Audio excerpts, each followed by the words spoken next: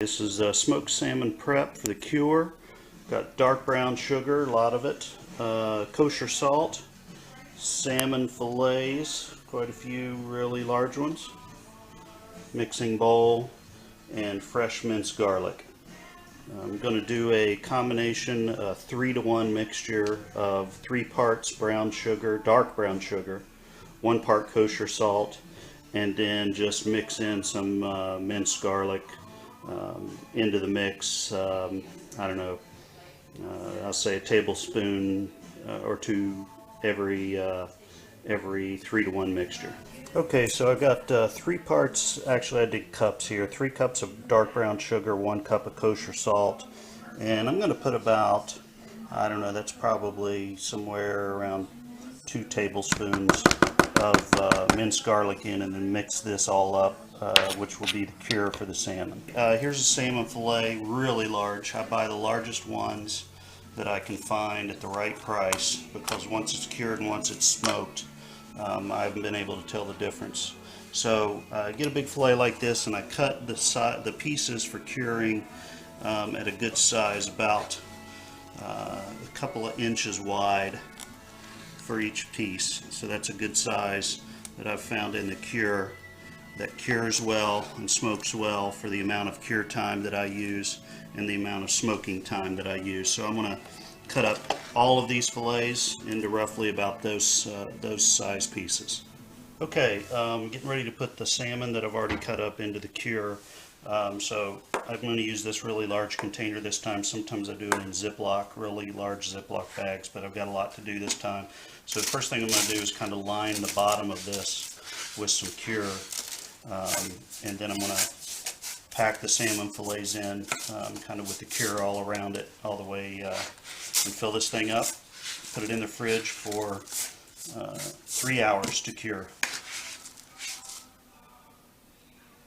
Yeah, there. I guess push stop, because we can edit this all together later.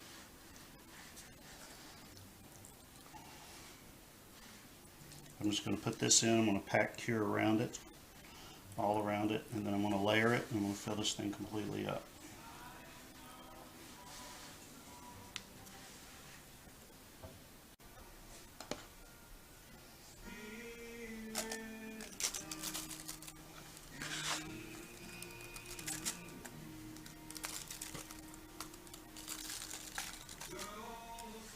Okay, getting ready for the next layer.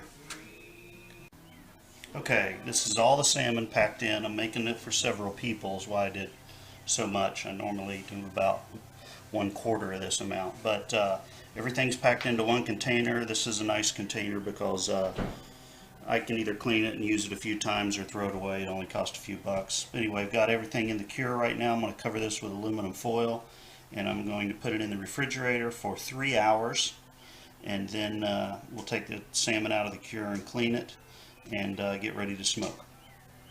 Okay, the salmon's been in the refrigerator for 3 hours in the cure, and here's what it looks like. You can see that all of the brown sugar has liquefied into kind of a syrup mixture, and now I'm going to take each piece out and rinse it under water, and really get it rinsed really well, and then get it ready to put in the smoker.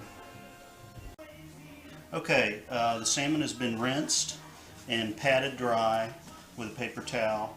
I've got my racks here from the smoker, and I've sprayed them down with non-stick cooking spray, which is an important step not to forget at the end when you have to clean up. The salmon wants to stick to those when it comes out of the smoker, so it's good to spray those down or put a little olive oil or something on them. So now is a step that you have to take these and put them in a cool place for about a half hour.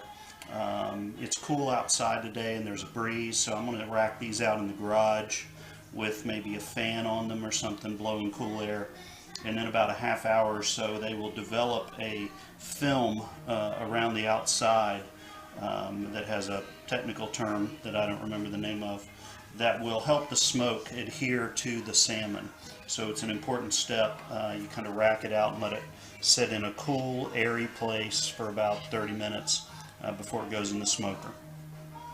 Okay, the salmon's been sitting out here now for about 30 minutes. I've got a fan blowing on it. It's kind of cool here in the garage today, so it's probably hard to see on the camera, but salmon's developed this kind of glossy film on it now, and I'm getting ready to put it in the smoker.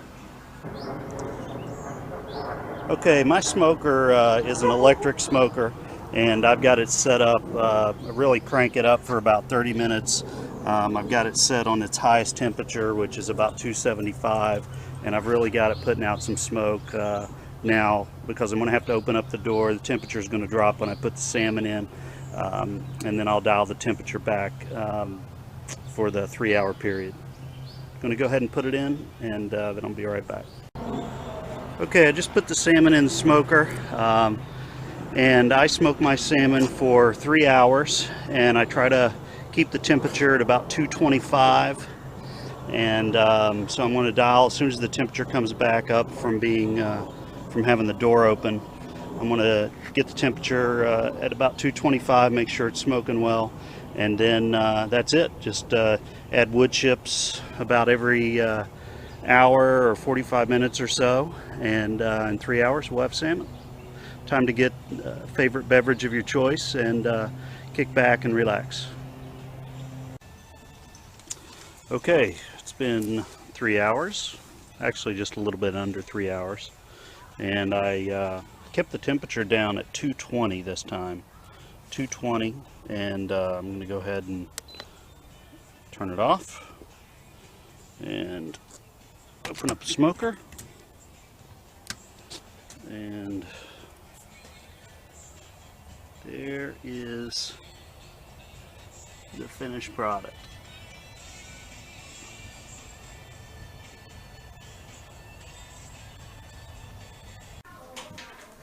Okay, here's the end product, and just to review, it was smoked at about 2 hours and 45 minutes, a little under 3 hours, 220 degrees, and I used alder wood chips. I didn't talk about that before, but I use alder chips.